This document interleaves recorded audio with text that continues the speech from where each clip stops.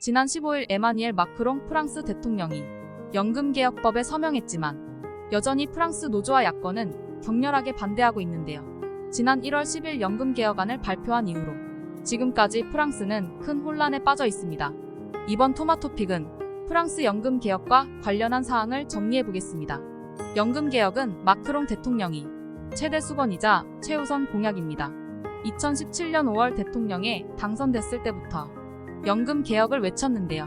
첫 번째 연금개혁안은 2018년 6월부터 장폴 들르부아의 연금개혁위원회 위원장이 개혁안 작성을 맡으면서 시작됐습니다. 첫 번째 연금개혁안은 직종별로 42가지에 이르는 복잡한 연금제도를 단일체제로 통합하고 연금 수령 연령도 62세에서 64세로 올리는 것을 주요 골자로 합니다. 하지만 정부가 구체안을 발표하기도 전인 12월 5일 연금개혁 반대 총파업이 발생합니다. 에두아르 필리프 총리가 구체안을 발표하지만 시위는 이어졌고 코로나19가 본격적으로 확산하면서 첫 번째 연금개혁은 무산되고 맙니다. 두 번째 연금개혁은 2022년 4월 마크롱 대통령이 재선을 확정짓고 난 후 시작됐습니다. 재선되자마자 다시 한번 연금개혁을 부르짖었는데요. 연금개혁안을 통과시키기 위해서는 마크롱 대통령으로서는 총선에서 필승을 거둬야 했습니다만 같은 해 6월 범여권이 전체 577석 중 245석, 과반을 획득하지 못하면서 동력이 떨어졌습니다. 그럼에도 지난 1월 10일 엘리자베트 보른 총리가 연금개혁안을 발표합니다. 보른 총리는 지금 제도를 손보지 않으면 대규모 증세, 연금 수령액 감소로 이어져 우리의 연금 제도를 위협할 것이라며 연금개혁의 필요성을 강조했습니다.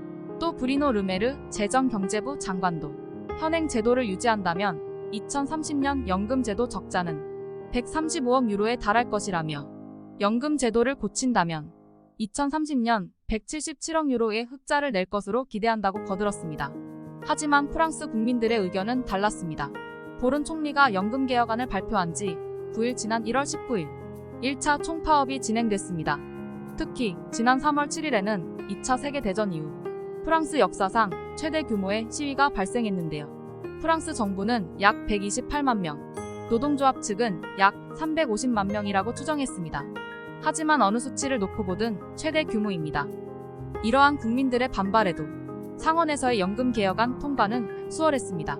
연금개혁의 우호적인 우파 공화당이 상원을 장악했기에 찬성 195표, 반대 112표, 기권 37표로 가결됐습니다.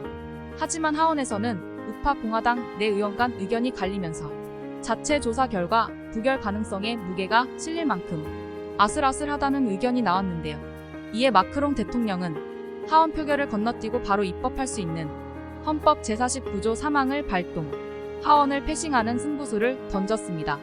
분노한 하원은 보른 총리 불신임안을 내며 반발했지만 부결됐고 연금개혁법이 가결됐습니다.